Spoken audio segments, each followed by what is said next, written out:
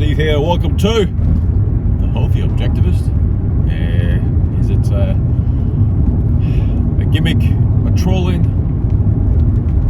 Take it as you wish. But today you clicked on, of course, you know the title before I do because I'm just recording this and you clicked on it. Woo. So, Ayn Rand, personality, proclivity, something around that is the title you clicked on today. Hey. So, Ayn Rand, we all know, let's acknowledge that her philosophy is has got less, if any, holes in it versus any other system of philosophy out there. Let's face it, let's recognize it, let's applaud it, let's celebrate it. But you think there's something really outlandish going to follow that? I don't know, maybe. And I enter these recordings as a unprepared,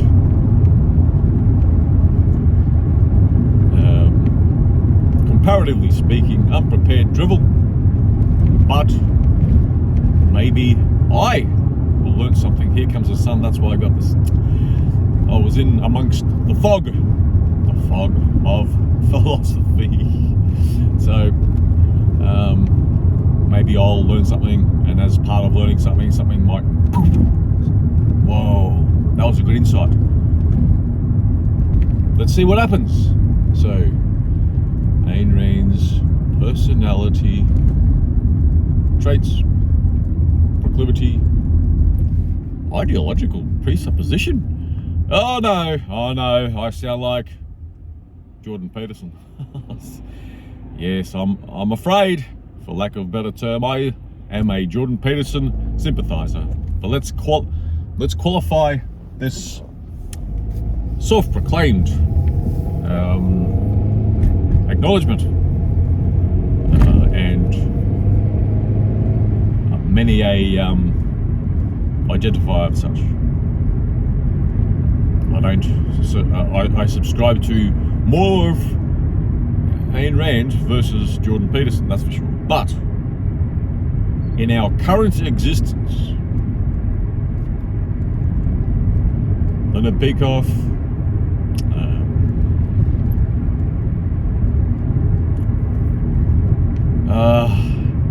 I've forgotten the Ayn Rand Institute director or CEO.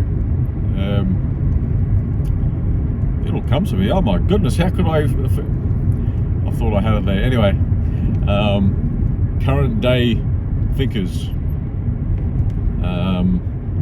in amongst the Jordan Petersons, the Leonard Peikoffs, the you're on Brooke. I knew it would come to me. You're on Brooks of the world, and all the guests that come along with all those people. Some of the fringe, less so the fringe for me, is Stephen Molyneux. A little bit on the fringe, some of the people that are alive producing content in this new age of the new Gutenberg of unlimited bandwidth of data and ideas. It's getting hot in here amongst 4 degrees centigrade in this attire. Yes. So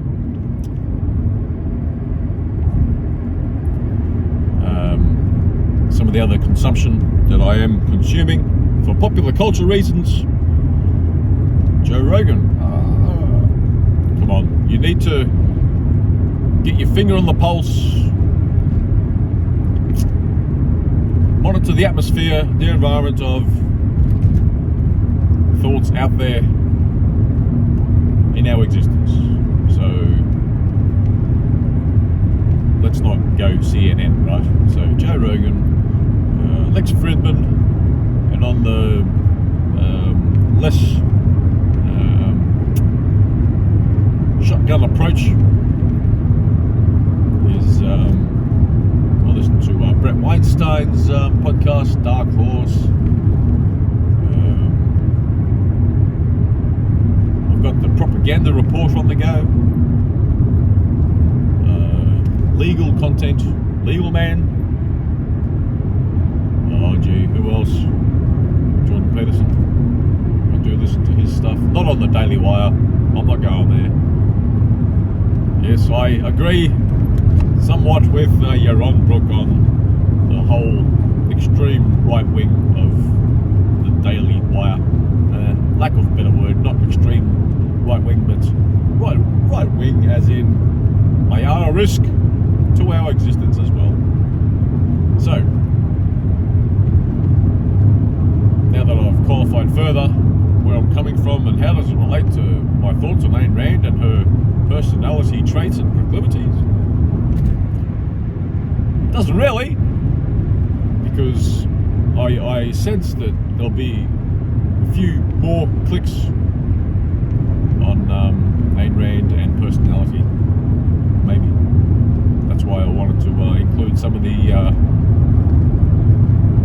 my own presuppositions, ideological presuppositions, and top of mind awareness of where I'm coming from. So some of this is spurred on, maybe sharing a few of Ayn Rand's personality content is from Stefan Molyneux. Oh, how could you be listening to him? Yes, he's got some of his own personality proclivities. And the first one I'm going to touch on, which is my own, and it's, what the heck are you mentioning that for? Well, the reason why I'm going to mention this one, and as soon as I mention it, poof, goes the viewership. Oh.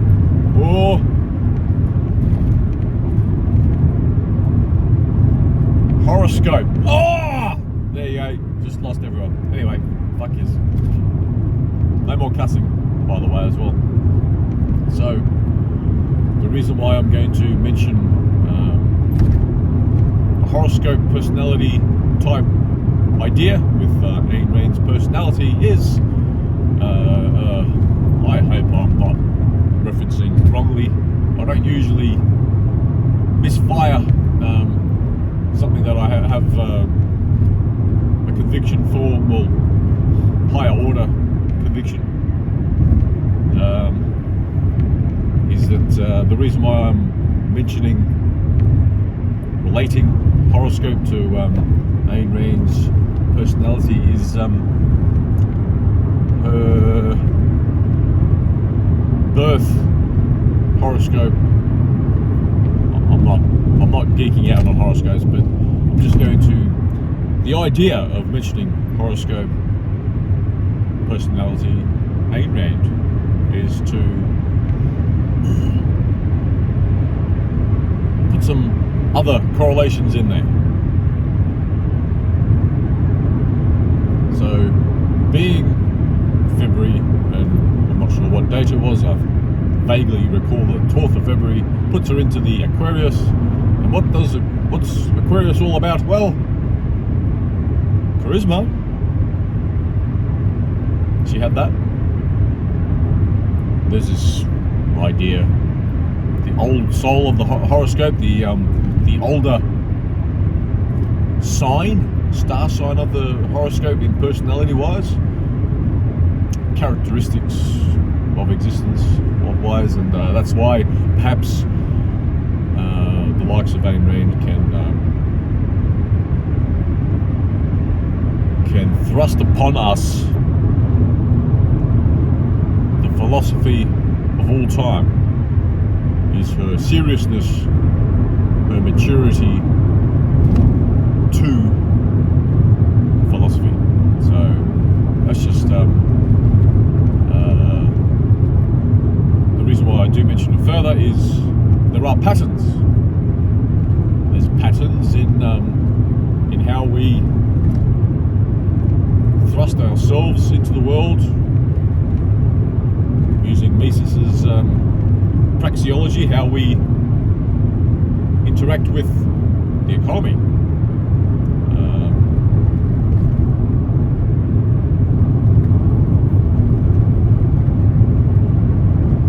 Let's reference.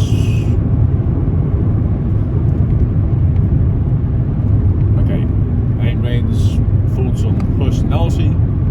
He's very ethically oriented, and there's this bit of an adage out there at the moment where people don't have ideas have people. So that's why I'm thrusting horoscope into this where it doesn't belong. Probably doesn't, but the correlation, the personality temperaments, the correlations are huge in horoscopes. And one of the reasons perhaps that I'm thrusting horoscope into this unwelcome, doesn't belong to idea is that I'm an Aries, and usually that indicates frivolous, shoot from the hip, never finish anything type proclivity. I can relate to that. My usual comeback to not finishing anything is if it's not worth it. Yeah, right. Worth.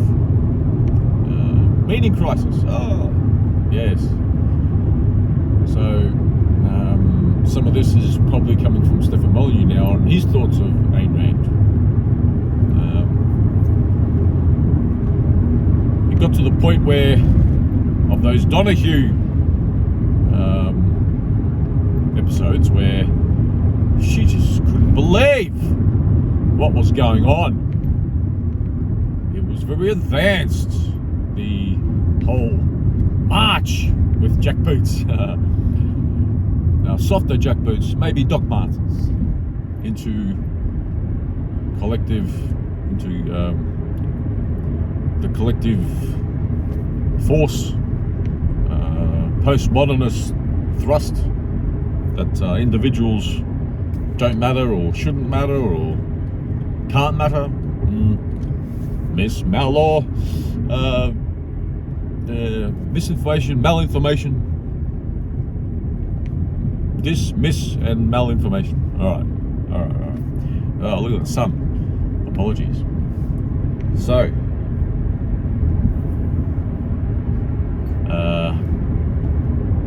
being a woman, Fuzzy Wuzzy was a woman.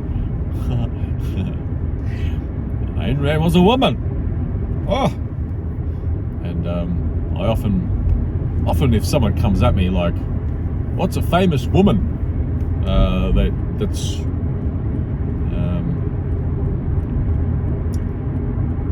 that's influenced your being?" My first reference is I have more women that have influenced my ideas on life than men. But if I was to mention 100 men that have influenced me or I listen to or whatever, well, 100 people in total, maybe 90 will be men. But 5 out of 10 are women. Woo. Which are the other women, you may ask? Well, Lauren Southern, a bit young, but has some interesting ideas on our existence and pop culture. Phyllis Schlafly, thrusted on me by Stephen Molyneux. He's in my top 10, I'm afraid.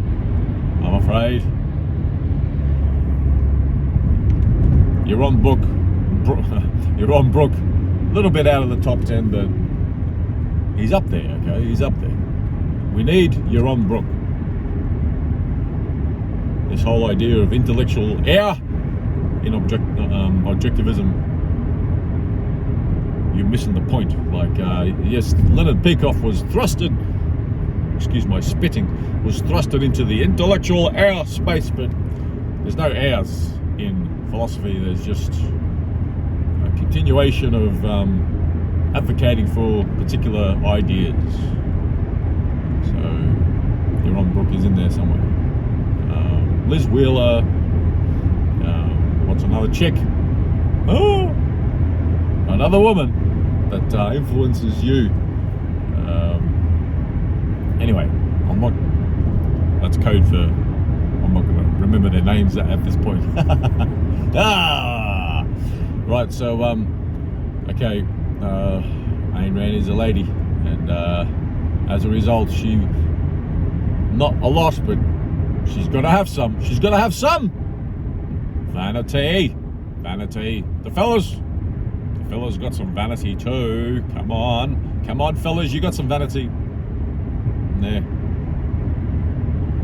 I don't know if I got 60 or 70% or 30%. I don't know. But I got some. I know. You do too. Fellas, ladies, come on. Nod your head. Not in shame, but it's required. Pride. One of the 7 deadly sins is required to succeed in this world. And let's face it, rational self-interest, the pursuit of happiness, is required to have the sort of life that we've, comparatively, historically speaking, never had any better than we do now. So, okay, I jump around. So, Ayn Rand, in amongst her smoking, which is pretty much code for so I don't have to eat. These French women smoke, they're not so pretty. Those diet pills, I'm not sure if she took cocaine, diet pills, the amphetamine type pills. She was taking something.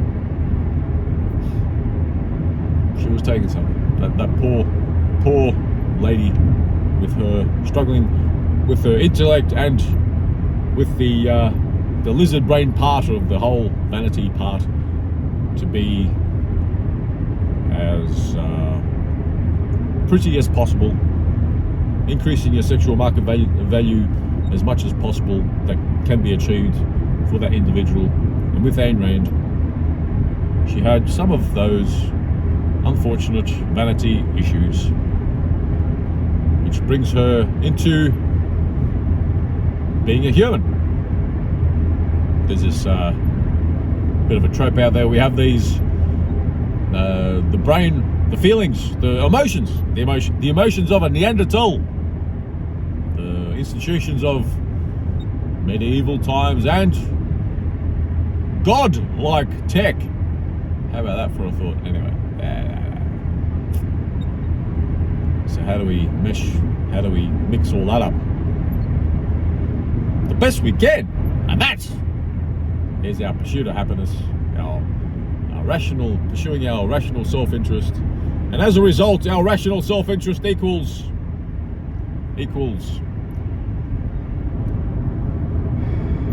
benefits for all, and the Elon Musks of the world, and the Gateses, and the other 3,000 plus billionaires in the world. They raise all the boats in the lake, and that's why each and every day in this world, 130,000 people get lifted out of abject poverty and into general poor. But using metrics from a bygone era, by 2030 there won't be any hungry people left in the world. Even this day in 2022, there's more obese people than there are hungry people on this planet. Stop it with that world hunger, deforestation. Derail on that note as well. But talking about obesity, Ayn Rand, overweight, obese, maybe 25 pounds overweight is considered obese. So she was obese. She was obese. And the reason she died at, what was it? Was she 78? Was she 78? Why does 83 ring a bell? Anyway, in that range. Apologies for the miss of detail, but smoking, obesity equals early death. This is the add-on part of the healthy objectivist part. Obesity. If you're an obese objectivist out there, or on your last legs as a octogenarian, or Leonard Peikoff, he's doing all right. He's doing all right, and that, let me tell you, is luck. It's dumb luck if he's not supplementing, and the ideal supplementing regime idea that is out there is there's 90 declared micronutrients that all vertebrates, for that matter, require. And if Leonard Peikoff is taking some sort of supplements out there, that's why he's reached the lofty heights of... Is he in the 90s, or is he even reached 90 yet? He may be 89. I don't know. Apologies for that miss of detail too. So, if he's not supplementing, it's dumb luck. If he was supplementing, we would be getting another 3 decades of more productivity out of Leonard Peikoff too. Yaron Brook, we could get another half century out of him, but we're not, because even the greatest minds that have ever lived didn't understand health. I do, and all I've got to provide, I can provide sources, sightings, but they're not going to mean anything, because we got our lizard brain, our Neanderthal emotional brain thinking, oh yeah, fellow shit, the mainstream says, the professionals say, and the objectivist also is open to the credential fallacy that comes down the pike for health as well. So the reason why Ayn Rand only lived to not even 80 perhaps is, straight away you're going to mention obesity and smoking. No, micronutrient deficiencies, and that's one of the reasons why she was obese for most of her life. Okay? Obesity, the problem. Siri came on. Bloody hell. So this is a continuation. Apologies. So the reason why, the markers of obesity, the micronutrient deficiencies, the markers of obesity and micronutrient deficiencies are chromium, vanadium, zinc maybe, but chromium, vanadium especially. If you're not getting those, that's why you're obese. And if you, fucking Suri, fuck you. Anyway, I think when I say obesity, she thinks he's on. Piss off. So, chromium, vanadium especially, if you're obese, and the objectivist that subscribes to energy in, energy out, exercise, eat well, whatever well is, let me tell you, if your well includes these, any or one of these or all of these food categories, you're not going to live to 90. You're not going to live to 90. Let me assure you that. Gluten, which includes oats, oils, fried food, any fried food, burnt animal fat, all oils in a bottle, which includes oil. Olive oil. Yes, it includes olive oil. Sugars, which includes too much fruit intake. How could I be mentioning that? If you scrub that from your health lexicon, you dead, Jack. You dead. Sorry. And nitrates, the new carcinogen in town. It's not new, it's only new to us, but it's always been there. Nitrates are even worse than sitting is the new smoking, and smoking the original cancer starter, cancer contributor. I'm not allowed to mention that cancer is micronutrient deficiencies as well. So that's why Ayn Rand had her vanity issues, micronutrient deficiencies, okay? And one of the reasons why Yaron Brook is so, not even great, bloody white as nutrient deficiency in copper. And that's just a marker as well. He's deficient in many other things, especially calcium with the back issues. maybe I shouldn't be mentioning in such a way, but I have to. I'm the healthy objectivist.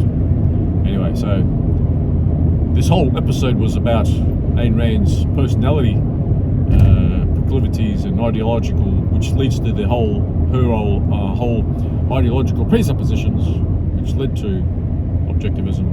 Her charisma got a following, then ended up with a name, because you can't go around bloody, I don't know, Mike Wallace show saying,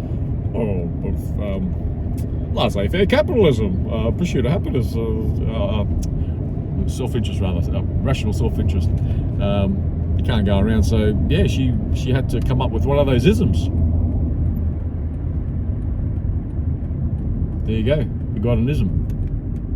Isms is what gave us 100 million dead in communism. There you go, ism, right?